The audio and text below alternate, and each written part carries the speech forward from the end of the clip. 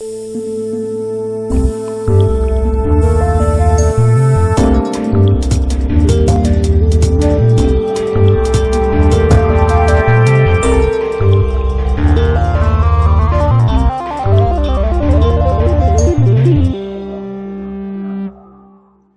pessoal, Paulo Adair para mais um bate-papo aqui no Papo Net, hoje entrevistando mais um finalista na categoria Resiliência, a principal categoria, né? Que na verdade o Resiliência foi o que me levou a fazer essa homenagem do Papo Net, o que nos levou a fazer essa homenagem do Papo Net depois desse ano que a gente teve terrível, de grandes mudanças e de grandes tragédias também, mas que boa parte, com muito esforço, com muito enfrentamento, com muita determinação, com muita resiliência, está ultrapassando. Não terminamos ainda, infelizmente estamos inclusive numa das piores partes, né? Talvez na pior época, parece que saindo, mas ainda bem complicado.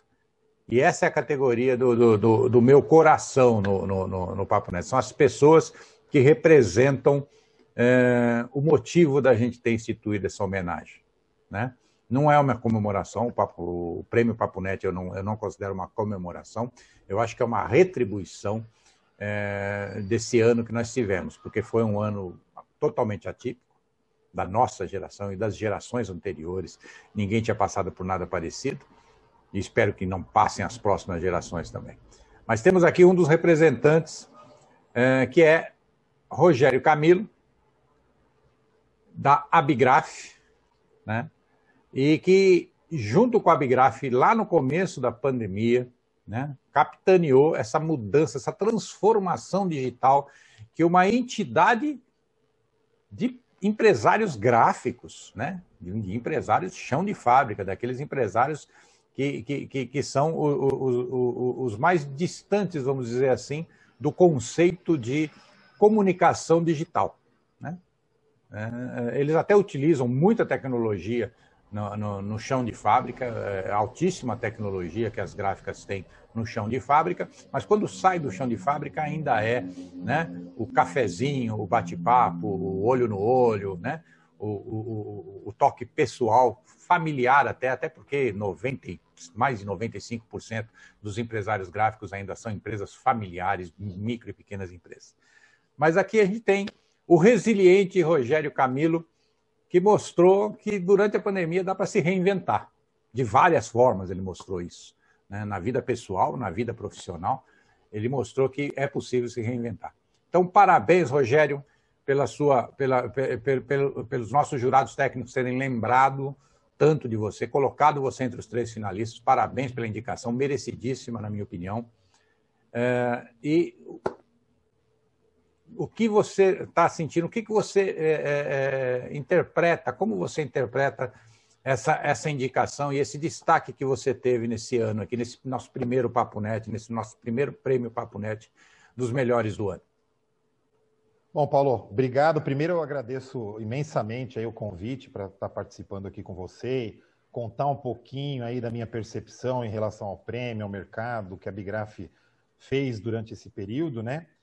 Antes de eu justificar um pouquinho aí o que eu imagino, né, que tenha levado a essa indicação, a minha história a minha história profissional, né, ela se confunde muito com a minha trajetória dentro da Abigraf, né? Muito pouca gente sabe, nem todos, você é uma das pessoas que sabe dessa minha trajetória aqui dentro, mas esse ano eu estou completei agora no dia 16, 29 anos de Abigraf, né? Então, 29, olha, eu não sabia. 29 anos é muita coisa. 29 anos, eu entrei na Abigraf, eu tinha 15 anos de idade. Olha. Foi meu segundo emprego, né? Eu contava uns 15, mas 29 é bem acima do que eu imaginava. A culpa de eu estar na Abigraf é da minha mãe. Minha mãe, numa certa tarde, pediu para eu ir pagar um carnê lá no Mapping. Eu tinha acabado de sair de um outro emprego, eu trabalhava na loja Zarapuã, a antiga loja Zarapuã. Fui pagar esse carnê para minha mãe no Mapping e tinha um homem-placa, aqueles homens que ficavam com uma plaquinha lá na 24 de maio, na 7 de abril, na Barão Tapetininga, e tinha uma vaga lá de office boy. Eu olhei para aquela placa, Para quem não sabe, aquele centrinho da Barão de Itapetininga era o centro onde se procurava empregos, né? Você procurava ali. Era o LinkedIn da década de 80 e 90. 90, exatamente. E aí tinha uma vaga de office boy, eu perguntei para o rapaz, ele falou, ó, a entrevista vai começar agora. Dali eu já fui para uma entrevista na Bigraf, era uma vaga. Eu dei uma desanimada, porque eu estava numa sala, tinham 30 meninos da minha idade para concorrer a uma vaga. Mas eles começaram com uma primeira pergunta, né? Alguém aqui sabe operar aparelho de fax? Acho que uns 15 levantou a mão. Os que não levantaram, eles falaram, vocês estão dispensados. E eles fizeram uma segunda pergunta, Paulo. Essa é bem curiosa e muita gente, o pessoal da nova geração nem chegou a ver um aparelho desse na frente, mas eles fizeram uma pergunta, quem sabia operar aparelho de telex? Nossa! Coincidentemente, na Arapuã eu operava telex. Eu entrei na Arapuã e fiquei 6 meses operando telex entre as lojas da Arapuã. E aí eu levantei a mão. No que eu olhei para o lado, não tinha mais nenhuma mão levantada, Paulo. E aí, automaticamente, o telex foi o seu currículo. O telex foi meu currículo. E automaticamente o entrevistador dispensou o resto e falou, parabéns, está contratado, a gente precisava de uma pessoa que operasse fax e telex. E eu fiquei nessa atividade, quando eu entrei na Bigraf, o telex, alguns meses depois, se tornou mais obsoleto do que já era, e saiu. Aí na Bigraf, a sede era lá na Marquês de Tours, a gente ficava lá eu ficava numa salinha operando 7, 8, 9 aparelhos de fax simultaneamente, né? Porque toda a comunicação que a gente fazia com as gráficas, com a associada, era através de fax. Não, era correio, né? Mas demorava um pouquinho mais, aquela notícia rápida tinha que ser no fax. Então era e aquilo foi levando. E já se passaram 29 anos, né? Chegava de manhã, tinha aquele rabo no aparelho de fax, tinha aquela folha corrida no aparelho de fax, lá de metros e metros de fax, que chegavam à noite. Uma coisa louca, né, cara? É muito. Eu lembro. Mas, isso quando enfim, eu não perdia fax, porque acabava a bobina, né? Nossa, pedia, aí você tinha que achar quem tinha mandado, pegar o número, ligar, pedir para reenviar. Isso. Mas era isso, né? E aí depois veio o computador, a gente dividia um computador lá em 10 pessoas, então você tinha meia hora por dia para usar. E aí foi evoluindo e hoje nós estamos aqui, né, Paulo?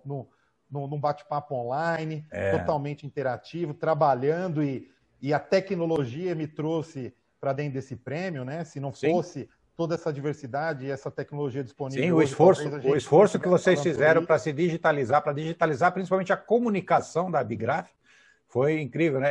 Eu até brinco, né, nas entrevistas que eu fiz aqui com o Dr. Levi, eu falo assim que ele virou, né, o youtuber do setor, né? Ele virou um youtuber aqui, né, um influenciador digital aqui no começo da pandemia, porque você entrava na internet e tinha um videozinho novo, tinha uma live nova da Bigraf lá sobre algum assunto importante, né? Naquele momento. Exatamente. Que foi muito importante. E essa questão foi muito importante, né? Disseminar a informação, né? Arrumar uma alternativa para levar aquelas informações que eram fundamentais naquele momento de tanta crise, de tanta incerteza, né? Eu acho que o grande motivador de eu estar aqui foi exatamente esse, né, Paulo? A gente, da noite para o dia, nós tivemos a surpresa e a notícia do vírus, né? A entidade como o porta-aviões aí, e as gráficas são os caças, e a gente sempre foi aquele porto seguro. De repente, estava todo mundo perdido, não sabia o que podia fazer, como fazer, onde fazer, gráficas fechando, gráficas sofrendo sanções, o mercado retraindo. E aí a gente sentou na Bigraf, gente, a gente precisa dar uma resposta rápida, o telefone não parava de tocar, a gente também se situando, porque era tudo novo, e você foi uma das pessoas também que começou lá no início da pandemia também a trazer esse tipo de informação. E aí, Paulo, eu cuidava já dentro da Bigraf, como você bem colocou no começo, né? Eu sempre, há alguns anos já, eu era o responsável pela parte de conteúdo, né? E por ter esse perfil de pequeno empresário, que não tinha hábito com a tecnologia, nossos eventos sempre foram 100% presenciais. A gente nunca teve nada online, nem híbrido, né? E a gente já pensava em EAD, mas era tudo embrionário, a gente não tinha absolutamente nada. E, de repente, a gente se viu diante desse furacão e a gente tinha que fazer alguma coisa. E aí a gente começou a estudar, já tinha alguém começando a fazer alguma coisa, a gente entrou em um evento e outro, falou, vamos contratar um Zoom, vamos começar a depurar informação e vamos começar a levar para o mercado. E aí foi esse eu me lembro que a gente não sabia, né? A gente não sabia nem transmitir, né? Aprendemos praticamente juntos a fazer as transmissões. Junto, a gente trocou várias experiências, eu te ligava, você me ligava, né? Ô, Paulo, o que tá dando certo aí? Como que você fez isso? Ô, Rogério, como que você está fazendo isso? A gente acabou trocando essa experiência, aprendendo na dor, né? Aquela velha história, né? No amor ou na dor, nosso caso foi na dor, mas assim, deu certo, né? Deu. A gente foi melhorando ao longo das apresentações e o mercado também foi percebendo isso, mas no começo também o mercado ele queria informação e entendeu que a gente também essa questão foi um outro ponto positivo da associação, que cresceu muito na pandemia a percepção de que é necessário trabalhar associado, que é trabalhar no coletivo. Né? Ou como a gente falou aqui várias vezes aqui no Papo Net, o trabalho em rede era necessário. Né? Então, o associativismo, as associações tiveram um papel fundamental em aglutinar, em reunir as pessoas, em criar esse cabo de guerra para sobreviver, né? Para ninguém ser arrastado pela corrente, né? Pela enxurrada. Né? Porque a enxurrada estava levando mesmo, né? Quem não segurava na corda ia embora, não tinha jeito. Exatamente. Eu acho que essa aglutinação ela aconteceu de fora para dentro e de dentro para fora também. Né? Eu estou aqui, estou feliz de estar participando desse prêmio, mas eu acho que desde o início eu tenho comentado até internamente, eu fui o rosto que apareceu ali, né? Eu estava na frente da câmera e conduzindo a ferramenta, mas por trás do Rogério tinha toda a equipe interna da Bigraf que estava produzindo, que estava compilando essas informações que o mercado precisava, que estava buscando quais eram os temas prioritários, que estava ajudando a construir, a convidar, a fazer as inscrições, e os presidentes e os diretores, né? Sim. Que estavam na linha de frente, Sim. Estavam recebendo ligações, que são empresários também, estavam vivendo a dor. Então, acho que tudo isso, meu nome, ele apareceu e foi a pergunta que você fez, o que eu atribuo, mas eu atribuo principalmente essa união interna que nós tivemos dentro da Bigraf de equipe. Eu acho que a palavra que levou à resiliência esse ano foi união. Né? União. Eu acho que quem não se uniu, quem não colaborou, quem não trabalhou em conjunto esse ano, se deu mal, teve grandes dificuldades, maiores ainda do que a maioria que trabalhou em conjunto. Né? A gente viu isso nos trabalhos dos próprios gráficos, que buscaram parceiros metalúrgicos para fazer os totens de álcool gel. O pessoal que resolveu fazer sinalização, nunca tinha feito sinalização na vida, fazer luva, fazer máscara, fazer face shield, fazer tudo, né? Coisas que eram impensáveis de um gráfico fazer por iniciativa própria. Né? Ele poderia até fazer por uma oportunidade que surgisse, mas nunca por uma iniciativa. Não era o cerne do negócio dele, né? E a gente teve que se virar e a gente viu muita criatividade, muita resiliência e muita união, principalmente. Né? Muita união. União acho que é a palavra aí que a gente pode colocar mesmo em destaque. O mercado todo entendeu, né? Você está dentro de alguns grupos de WhatsApp que eu também estou. A gente viu esse movimento também, um emprestando matéria-prima para o outro que não tinha. Sim. Um fazendo acabamento de um produto para o outro, dando dicas, ensinando, mandando gabarito. E tudo isso amenizou, né, Paulo? Eu acho que a gente teve, de fato, e ainda tem uma crise, não só no setor gráfico, em toda a indústria, comércio, e continua, mas eu acho que o setor gráfico, ele conseguiu, com essas conexões e com toda essa troca de informações que as empresas entenderam que era necessária, diminuir um pouquinho o impacto, né? E realmente, por essas conexões, empresas olharam para outros mercados, migraram, entenderam, parte de embalagem para delivery, para alimentação, a gente viu um crescimento muito grande e empresas que também não sonhavam em fazer tudo isso, né? E essa ajuda que você acabou de citar aí com os materiais para combate ao Covid, isso foi também fundamental, fundamental. A gente viu, e até nas próprias pesquisas que a Bigraf fez, e algumas que vocês fizeram, e o mercado também fez, um apontamento muito forte para essa coisa da troca mesmo e das parcerias entre as empresas. Também a gente não via isso. O gráfico ele tinha aquela coisa, meu concorrente, eu não vou levar um trabalho meu para ele acabar, e hoje isso foi quebrado e é uma tendência também. Perfeito. O mercado de internet também, que as gráficas tinham uma certa resistência e poucas estavam evoluindo. Como se fosse um outro mercado e não uma ferramenta do próprio mercado. Uma ferramenta do próprio mercado. E a gente viu um incremento muito grande aí de gráficas correndo e colocando o site no ar para vender produto aí também, e que se saíram muito bem. E a Bigraf, por sua vez, conseguiu, né, Paulo? Eu acho que nós tivemos um feedback muito positivo do mercado, não só com a questão das lives. As lives, sem dúvida nenhuma, foram aí o carro-chefe dessa atuação da Bigraf, mas nós tivemos ações políticas importantíssimas que refletiram na questão de crédito, na questão de legislação trabalhista e de impactos diretos no custo do empresário gráfico. Então, a gente fez também muito forte esse trabalho de bastidor em Brasília, no governo estadual, no governo municipal, a pressão toda para manter a indústria gráfica como atividade essencial. Então, nós conseguimos, de fato, passar o recado para o mercado de que a associação ela tinha um papel fundamental, não que antes não tivesse, sempre tivemos, sim, obviamente, mas em proporções diferentes. Mas, diante desse cenário, a gente conseguiu dar uma visibilidade muito forte para essa atuação nossa. Então, o mercado enxergou de uma forma muito mais ampla, a gente recebeu feedback de empresas que estavam afastadas da própria entidade há muitos anos e reconhecendo e parabenizando esse trabalho, né? E isso, para a gente, sem dúvida nenhuma, era só combustível para a gente continuar fazendo e a gente tem feito até hoje. Obviamente que a questão das lives, a gente diminuiu um pouco até pela oferta, né? O mercado, sim, também se saturou, né? E a saturou, gente, né? Saturou, Paulo, mas ainda tem um potencial grande, né? Você é um exemplo disso, e a Bigraf, a BTG e as outras entidades, a própria Alphagraphics, a gente tem peneirado, mas a gente tem levado de fato hoje o que é mais relevante. Não adianta, sim, mais a gente falar do vírus, aqueles temas que a gente falava lá no começo, né? De tendências, isso tudo já está superado, as empresas já entenderam. Mas a gente ainda precisa continuar trazendo ferramentas, e aí de forma hoje muito maior, né? Porque a abrangência nossa era aquela coisa dentro de um auditório, 40, 50 pessoas. Hoje a gente consegue falar para o Brasil, para qualquer cidade, para qualquer estado. Sim. Isso também... Esse foi um outro ponto muito importante que a Bigraf, né, trouxe, que ela começou a fazer lives a nível mundial, né? Vocês fizeram envolvendo Portugal, Estados Unidos, envolvendo a Europa, envolvendo o México, envolvendo a América Latina como um todo, né? Houve uma parceria, as fronteiras foram ultrapassadas, né, durante a pandemia.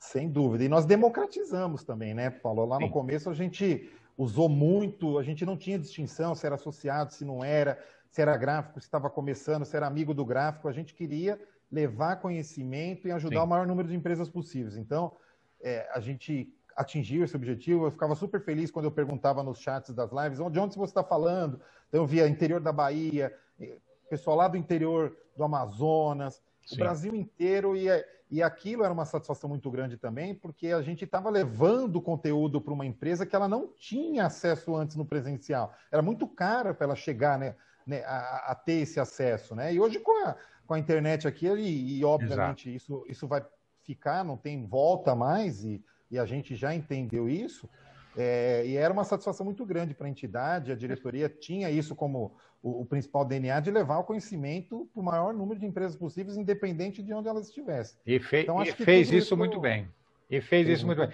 Rogério, infelizmente não temos mais tempo. Eu gostaria de deixar o espaço final aí para você, agradecer muito a sua presença e deixar o espaço final aí para você deixar sua mensagem para os nossos seguidores aqui do Papo Net e, mais uma vez, parabenizar pela sua indicação como finalista do prêmio Papo Net, do primeiro prêmio Papo Net Melhores de 2020, na categoria Resiliência e Personalidade. Eu vou ser bem objetivo, Paulo, para também a gente não estender muito, mas primeiramente eu deixo o recado aqui.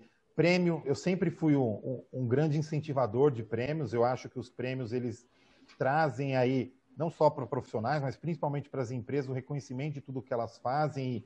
E a gente, com o Prêmio Paulista, com o Pini, com o Papo Net, com a Abre, com a Embanews e com todos os prêmios que a gente apoia, a gente sempre incentivou e vai continuar incentivando, porque, de fato, ele chancela tudo que as empresas fazem. Eu gosto e volto e reforço de que esse papel que o Papo Net vem pregando, de trazer conhecimento, de trazer informação, de buscar parcerias, de estar junto das entidades, de não ter distinção, é fundamental para o setor, e a gente entende que você, de fato, é um apoiador e um disseminador aí de tudo isso que as empresas e que as entidades vêm fazendo, e te parabenizo por isso e agradeço bastante essa sua resiliência também diante desse modelo que nós enfrentamos, e você também é a prova viva, e eu me comparo muito a você também, e até na questão da gente ter aprendido e ter ido e metido as caras sem medo e conseguido entregar.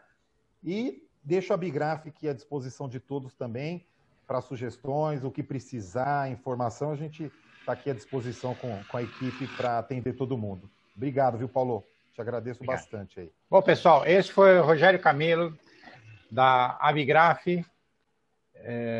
finalista do Prêmio Papo Net na categoria Resiliência e Personalidade. E se vocês curtiram, deem seu like, compartilhem nas suas redes, façam aí a sua campanha, se esse é o seu favorito nesse prêmio. Nós vamos deixar aqui o link da votação que está aberta. Se ainda não se inscreveram no nosso canal, se inscrevam, ativem as notificações para serem avisados dos próximos bate-papos aqui no Papo Net. E como eu sempre digo, somos uma sociedade colaborativa. A humanidade é colaborativa na sua essência e a civilização é fruto dessa colaboração. Nós construímos aldeias, cidades, países, impérios, sempre em conjunto, colaborando uns com os outros. E pela primeira vez na história da humanidade, temos a tecnologia disponível para complementar essa colaboração, e provamos isso de forma cabal durante essa pandemia. Podemos complementar, fazer ainda mais pela colaboração, pelo trabalho em equipe, usando essas tecnologias, sem nos importarmos com isolamento pessoal, distanciamento social, fronteiras ou até mesmo idiomas. Então, utilize as novas tecnologias para colaborar ainda mais e construir uma sociedade cada vez melhor. Obrigado e até o próximo bate-papo aqui no Papo Net. Não deixem de votar.